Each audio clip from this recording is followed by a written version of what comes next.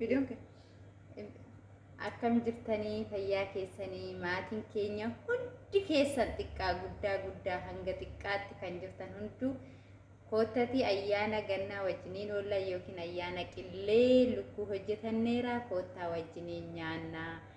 Biyya keessas kan jirtan biyya alaas kan jirtan laga gamas kan jirtan laga gamanas kan jirtan hundumti keessanuu koottaa wajjiniin nyaannaa isiniin jenna. Isa kana fakkaata immoo lukkichi keenya kamaal gaafata yaa moo yaa dhirsa dhabame malee miyye. Wii miyye ofumaa isaatti bitatte laa ka ofii geeffannaan akkatti qadaaddattummaa kiyya akkatti qadaaddattuun argitaa miti. Kanaafuu jennaan hin beeyta ka akkuma beektu sanitti immoo mooyaan kee daarii dumbarii waa qabaama. Na akkasi wii gaashaddunnaa sillee si dagatara. Abbaa Itoophiyyee akkam jirta nagaa keetii ani jira galata waaqayyoo jiru jireenyi maal fakkaatti kootu ayyaana gannaa lukkuu qalanneera.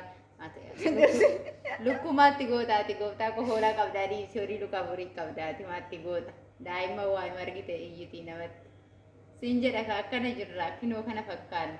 Akkamitti waxaa jaarsa jajjaba eenyu taatee hin burraayitti.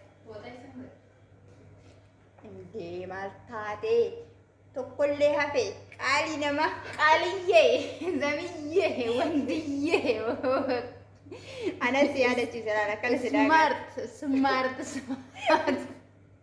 anatu yaadachiisa baay'ishiyyee qananii jiitu asheetu aynu zaru jiitu si ajiksu shankoriyyee imooddee tollee ijoollee tollee hundi keessaan ijoolleen aziyyee hundi keessaan ijoolleen Itoophiyyee hundi keessaan koottaa nyaadhaa maaliin isin godhaa garuu akkasitti lamaaniyyuu ayyaanni bara kana akkana fakkaata achuma akkasi achumaanis immoo istaayitii warra moo'atti kennitanii eenyu akka ta'e kaa'e koomantii jalatti barreessa.